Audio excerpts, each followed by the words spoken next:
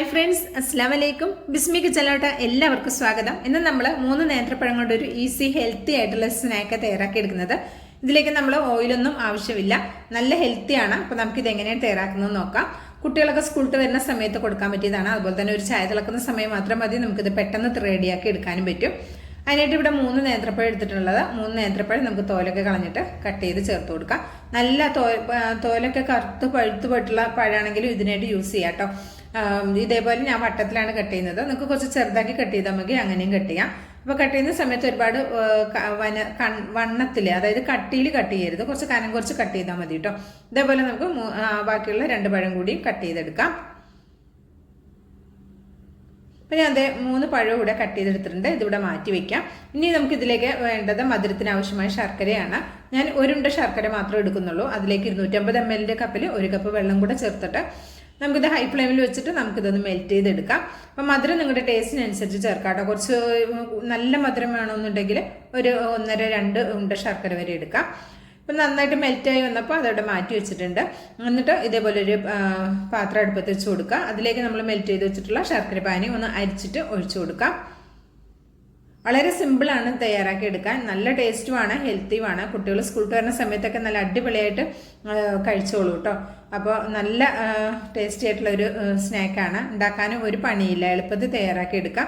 ഞാൻ ഇതിലേക്ക് ഒരു ടീസ്പൂണോളം വരുന്ന നെയ്യ് ചേർത്ത് കൊടുത്തിട്ടുണ്ട്. ഒരു 1/4 ടീസ്പൂൺ ഏലക്കയുടെ പൊടിയും 1/2 ടീസ്പൂൺ ജീരകത്തിൻ്റെ പൊടിയും ചേർക്കുന്നുണ്ട്. ജീരകത്തിൻ്റെ ടേസ്റ്റ് മുന്നിൽ നിൽക്കാൻ വേണ്ടിയിട്ടാണ് ജീരകത്തിൻ്റെ പൊടി കൂടുതൽ ചേർത്തത്. എന്നിട്ട് ഇതിലേക്ക് നമ്മൾ കട്ട് ചെയ്ത് വെച്ചിട്ടുള്ള നേന്ത്രപ്പഴം ചേർത്ത് കൊടുക്കാം.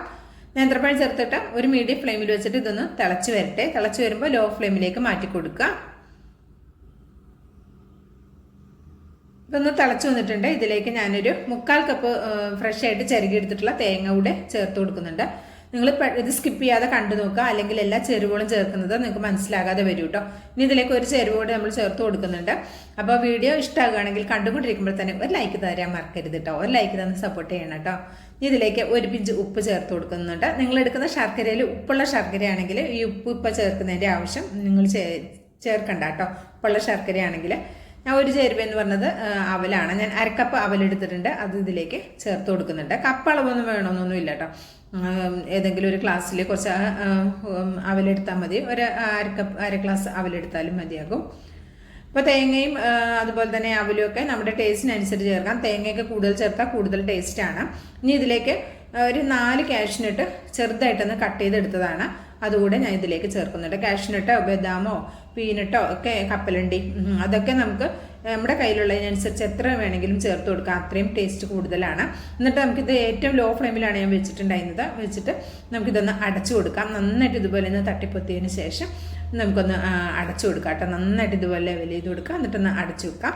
ഞാനൊരു 3 മിനിറ്റോളം ലോ ഫ്ലെയിമിലൊന്ന് അടച്ചു വെക്കുന്നുണ്ട്. അതിനുശേഷം ഒരു 3 മിനിറ്റ് ലോ ഫ്ലെയിമിൽ വെച്ചതിന് ശേഷം ഇതൊന്ന് തുറന്ന് നോക്കാം. അപ്പോൾ കണ്ടോ, നന്നായിട്ട് നമ്മുടെ പഴമൊക്കെ വെന്ത് നല്ല അടിപൊളിയായി വന്നിട്ടുണ്ട്. അപ്പോൾ നിങ്ങൾക്കിത് ചെറുതായിട്ട് ഉടച്ചെടുത്താൽ മതിയെങ്കിൽ അങ്ങനെയും കുറച്ച് ചെറുതായിട്ട് ഉടച്ചെടുക്കാം കേട്ടോ. അപ്പോൾ ഇതേപോലെ ഒന്ന് ചെറുതായിട്ടൊന്ന് ഉടച്ചെടുക്കണമെങ്കിൽ അങ്ങനെ എടുക്കാം, അല്ലെങ്കിൽ ഇങ്ങനെ മതിയെങ്കിൽ ഇങ്ങനെ. അതൊക്കെ നിങ്ങളുടെ ഇഷ്ടത്തിനനുസരിച്ച് ചെയ്യാവുന്നതാണ്. അപ്പം നിങ്ങളുടെ അടുത്തുള്ള നട്ട്സ് ഒക്കെ കൂടുതലുണ്ടെങ്കിൽ കൂടുതൽ ചേർത്ത് കൊടുത്തുകൊണ്ട് കൂടുതൽ ടേസ്റ്റാണ്. പിന്നെ മധുരം നിങ്ങളുടെ ടേസ്റ്റിനനുസരിച്ചിട്ട് കുറച്ചുകൂടെ കൂടുതൽ വേണമെങ്കിൽ ചേർക്കാം. ഇത് പാകത്തിനുള്ള നോർമൽ മധുരമുണ്ട്, പിന്നെ പഴത്തിൻ്റെ മധുരം ഉണ്ടാവുമല്ലോ. ഇനി ഇതിലേക്ക് ഞാൻ 1 ടേബിൾ സ്പൂൺ വെളുത്ത എള്ളു കൂടെ ചേർക്കുന്നുണ്ട്. കയ്യിലുണ്ടെങ്കിൽ ചേർക്കാം കേട്ടോ. ചേർത്താലും ഇതും ശർക്കരയൊക്കെ ആയിട്ട് കൂട്ടി മധുരമൊക്കെ ആയിട്ട് കൂട്ടി കഴിക്കുമ്പോൾ നല്ല അടിപൊളി ടേസ്റ്റാണ്. ഇത്രേ ഉള്ളൂ. ഇനി നമുക്ക് അങ്ങോട്ട് ഫ്ലെയിം നന്നായിട്ട് മിക്സ് ചെയ്തതിന് ശേഷം ഫ്ലെയിമൊക്കെ അങ്ങോട്ട് ഓഫാക്കി കൊടുത്തേക്കാം. വളരെ സിമ്പിളായി ചെയ്തെടുക്കാവുന്ന നല്ല ടേസ്റ്റി ആയിട്ടുള്ള ഒരു ഹെൽത്തി ആയിട്ടുള്ള സ്നാക്ക് അല്ലേ. ഇപ്പം നേന്ത്രപ്പഴമൊക്കെ പഴുത്തിട്ട് പഴുത്തു പോയിട്ടുണ്ടെങ്കിലൊന്നും കഴിക്കാതെ വലിച്ചെറിയാനൊക്കെ വെച്ചിട്ടുണ്ടെങ്കിൽ കളയണ്ട. ഇതുപോലെ റെഡിയാക്കി നോക്കിക്കൊണ്ട് നല്ല ടേസ്റ്റാണ്. അതുപോലെ തന്നെ നമ്മൾ കഴിഞ്ഞ വീഡിയോ നേന്ത്രപ്പഴം കൊണ്ടുള്ള ഒരു അടിപൊളിയായിട്ടുള്ള ഒരു കേക്കിൻ്റെ റെസിപ്പിയാണ്. അത് കാണാത്തവരുണ്ടെങ്കിൽ ഒന്ന് കണ്ടു നോക്കുക കേട്ടോ. കുറച്ച് ആൾക്കാരെ കണ്ടിട്ടുള്ളൂ. അപ്പോൾ ഒന്ന് കണ്ടു നോക്കുകൊണ്ട് അടിപൊളി ടേസ്റ്റാണ്. കുക്കറിലാണ് നമ്മളത് തയ്യാറാക്കിയിട്ടുള്ളത്.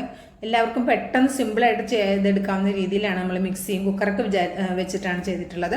അപ്പോൾ അതും കൂടി ഒന്ന് കണ്ടു നോക്കി അഭിപ്രായം പറയണം കേട്ടോ. അപ്പോൾ ഇത്രേ ഉള്ളൂ. വളരെ സിമ്പിളായി ചെയ്തെടുക്കാവുന്ന നല്ല ടേസ്റ്റി ആയിട്ടുള്ള ഈ ഒരു അടിപൊളി സ്നാക്ക് ഇഷ്ടമായിട്ടുണ്ടെങ്കിൽ ട്രൈ ചെയ്ത് നോക്കണം. ലൈക്ക് ചെയ്യാനും മറക്കരുത്.